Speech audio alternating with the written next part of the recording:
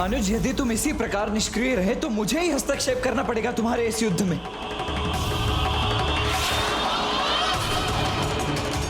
अनुज, गणेश!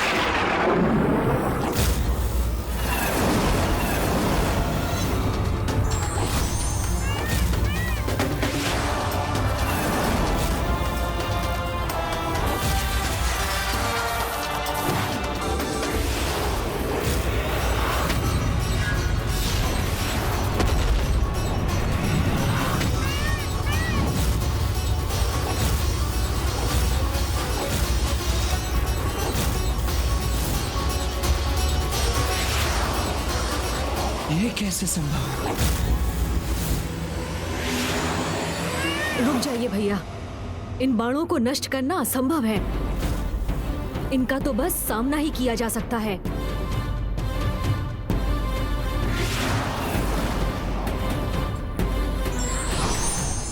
तैयार हो जाइए गणेश जी।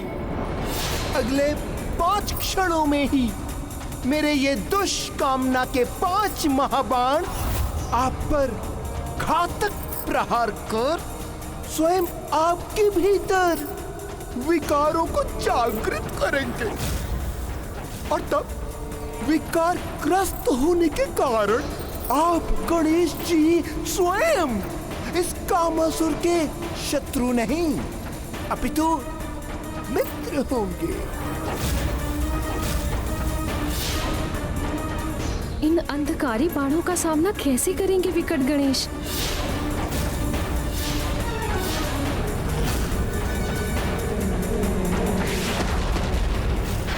गणेश! पुत्र,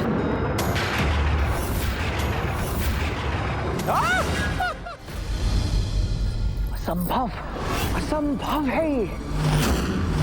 मेरे उन बाणों का प्रभाव क्यों नहीं हुआ इन पर? तुम्हारे इस प्रश्न का उत्तर मैं देता हूं कामासुर, क्योंकि गणेश स्वयं परम ब्रह्म है, इसीलिए उन पर किसी भी प्रकार के विकार का कोई भी प्रभाव कैसे संभव है? ब्रह्म रूपाय विष्णु रूपाय ते नमः। नमस्ते रुद्र रूपाय करि रूपाय ते नमः। विश्वरूप स्वरूपाय नमस्ते ब्रह्मचारिणे। भक्त प्रियाय देवाय नमस्तुभ्यं विनायक।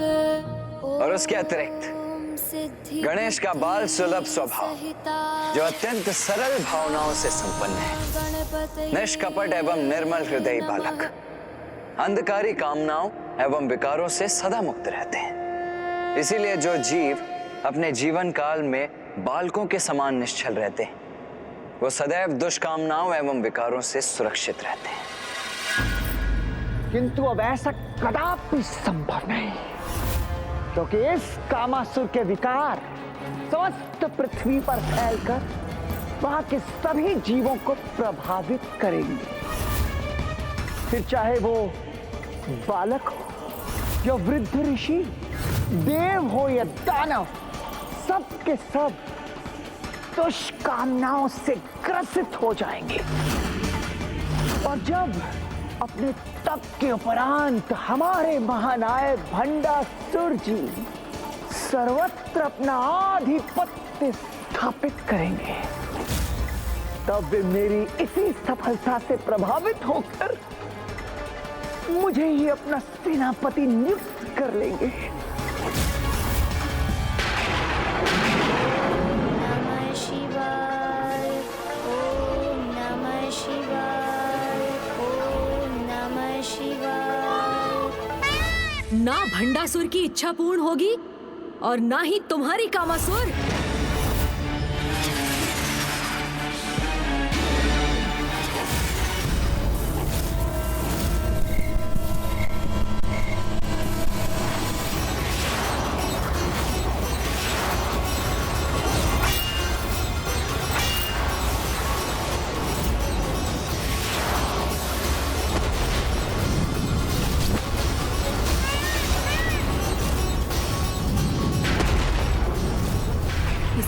अपार आत्मविश्वास का भला क्या कारण हो सकता है? महादेव को इनके तप से प्रसन्न कर इन तीनों असुरों ने उनसे अजय होने का वरदान प्राप्त अवश्य कर लिया। मैं अजय हूँ, अजय। आप मुझे पराजित नहीं कर सकते गणेश जी।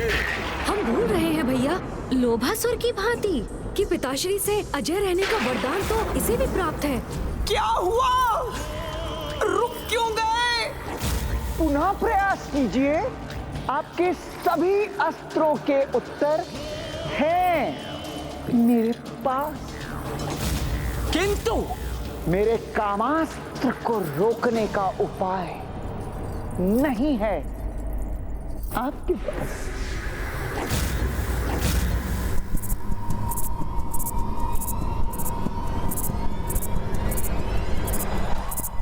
भैया, सृष्टि इसके काम वाष्प से तभी मुक्त होगी जब ये कामासुर स्वयं उस विकार से मुक्त होगा। किंतु गणेश, जिस विकार से इसका जन्म हुआ है उसी विकार से इसे कैसे मुक्त करें हम?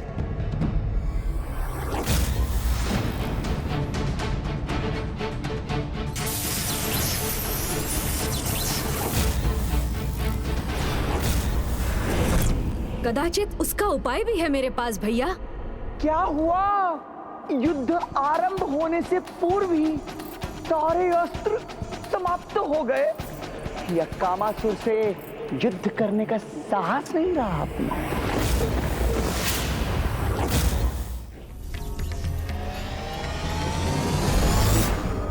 स्वामी, ये गणेश ने 2 रूप क्यों धारण कर लिए? और ऐसा कर वो क्या करना चाहता है? और दूसरा गणेश कहाँ है? मैं यही हूँ मामी जी। प्रणाम मामा जी। प्रणाम मामी जी। पुत्र गणेश, ये कैसी लीला है तुम्हारी? तुम अपने एक स्वरूप में वहाँ कामासुर से युद्ध कर रहे हो और दूसरे स्वरूप में यहाँ उपस्थित हो। क्या तुम्हें पूर्णता से वहाँ उपस्थित रहकर अपनी संपूर्ण शक्ति का प्रयोग कर उस कामासुर को पराजित करने का उपाय नहीं ढूंढना चाहिए? मुझे इस कामासुर को अपने बंधन में बांधकर नहीं रख सकेंगे आप गणेश जी।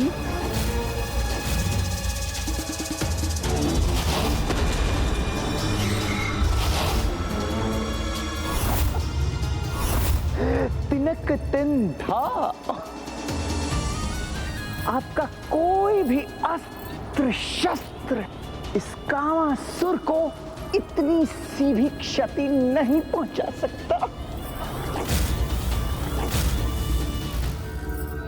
ये तो आपको भी ज्ञात होगा मामा जी कि पिताश्री से अजय होने के वरदान के कारण कामासुर को युद्ध में पराजित नहीं किया जा सकता, किंतु उसके काम रूपी विकार अर्थात उसकी शक्ति को अवश्य पराजित किया जा सकता है। उसके लिए ही मैं सहायता प्राप्त करने यहाँ मामा जी के समक्ष प्रस्तुत हुआ हूँ। किंतु पुत्र गणेश, मैं तुम्हारी सहायता किस प्रकार कर सकता हूँ? प्रभु कृपा कर आप मुझे अपने मोहिनी रूप के दर्शन प्रदान कीजिए।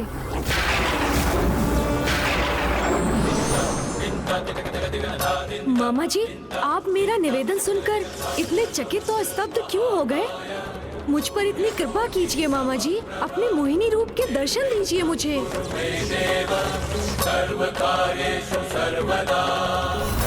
इस समय तो पुत्र गणेश का समस्त ध्यान पृथ्वी पर छाए कामासुर के कामारूपी कीट को नष्ट करने पर होना चाहिए, किंतु ये तो वैकुंठ पहुंचकर नारायण के मोहिनी रूप के दर्शन प्राप्त करने की इच्छा प्रकट कर रहे हैं।